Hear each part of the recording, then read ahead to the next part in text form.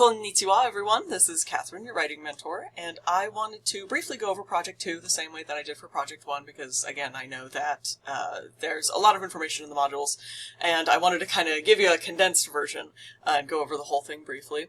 So, Project 2 is a proposal. So you will have an issue that you'll choose, and then you will propose a solution to that problem.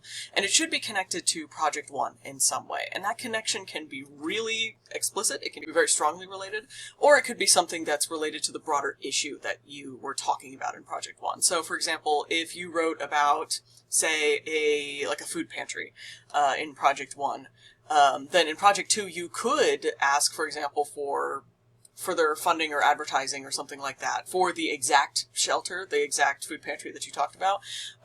Or you could do something related to, say, bringing awareness to food insecurity in your area, which would not directly be related to the nonprofit you covered in Project 1, but it is related to the same subject. And the idea was just to help you streamline the research and brainstorming process, like it says here. So hopefully you were able to think about maybe what kind of issue you would like to talk about while you were working on Project 1. It just makes it a little quicker for you to do Project 2. So Project 2, compared to Project 1, which was a newsletter, Project 2 has a lot more secondary research. So you need at least 5 secondary sources. At least 2 of them should be scholarly sources.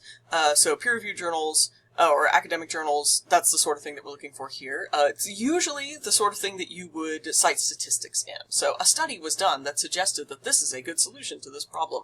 That's the sort of thing you would usually find in a peer-reviewed study or an academic journal. You can use ASU's library to find these kinds of sources. The modules have more information about that. Or you could use something like Google Scholar. At least one official document is required, and official documents can be a number of things, so if you have questions about maybe what a good official document for you would be, you can definitely reach out and we'll try to help you find one. But, for example, if you wanted to talk about a specific law, then looking up that actual law, that's something that you can cite. That would be an official document. A declaration by a group can be an official document if you're talking about a specific group. So official documents can be a couple different things, and then at least one local news source, because this issue is supposed to be local to you. So something from a newspaper or even a news broadcast that's local to you would count for that. And so you should be using this kind of resources to not only explain the background of the problem, but also to justify your solution to this problem. You don't need to do primary research for this project. The other big component of this project that's a little bit unusual is that you'll either need to create an advocacy ad or a public service announcement. That's a video.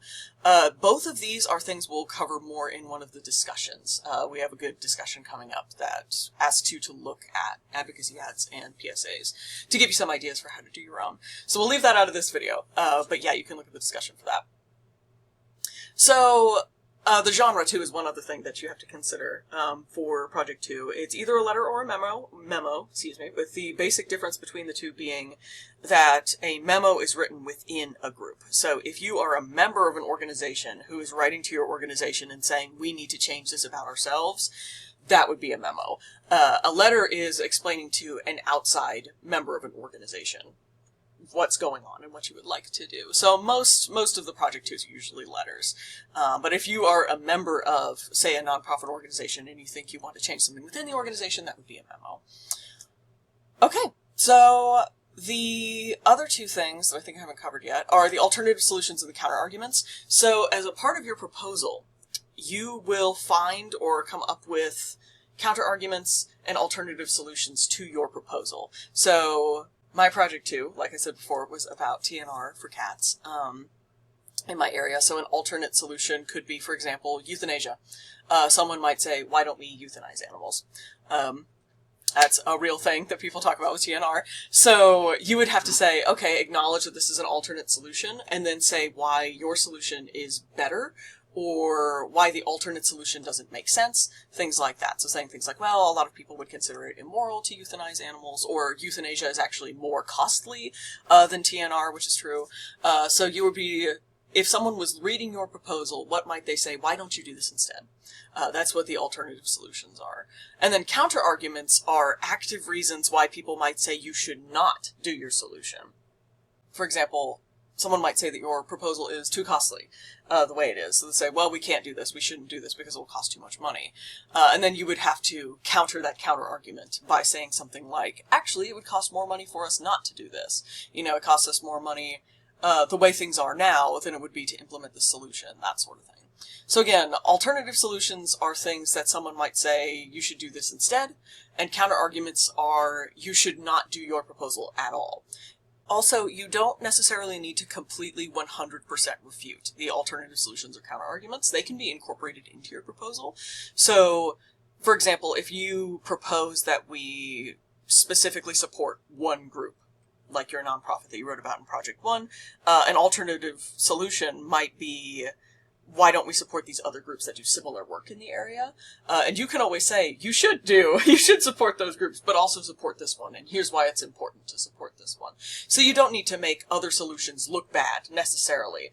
You should just be talking about why your solution is the best solution, or should be one of the solutions that people consider when they're solving this problem. So you don't need to go out of your way to make the alternative solutions look like a bad choice, unless it actually is. You know, depends a little bit on what the project is.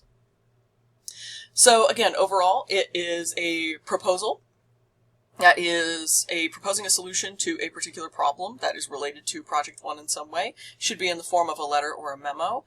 You should have at least 2 alternative solutions and 2 counter-arguments and a minimum of 5 secondary sources, 2 of which are scholarly sources, 1 of which is an official document, and 1 of which is an official news source. You'll also include an advocacy ad or a video PSA, and it should all be done in APA format with APA citation. So Project 2 is a little bit more of a research project, so that might be the sort of thing that maybe you're a little bit more familiar with than Project 1, but that doesn't mean that you can't get creative with it. You know, please include as many pictures and hyperlinks and formatted text and things as you want and as you think will help to make your proposal look appealing to whoever you're proposing to. And of course, as always, there are examples down here at the bottom of the page if you're not quite certain yet what you'd like to do. Alright, so that is an overarching view of Project 2. If you have any questions about anything, please, as always, feel free to reach out. We love talking to you and helping in whatever way we can, the instructor and I do. So please reach out if you have any questions or if you're having trouble with any particular aspect of the project. And other than that, good luck. I can't wait to see what you write.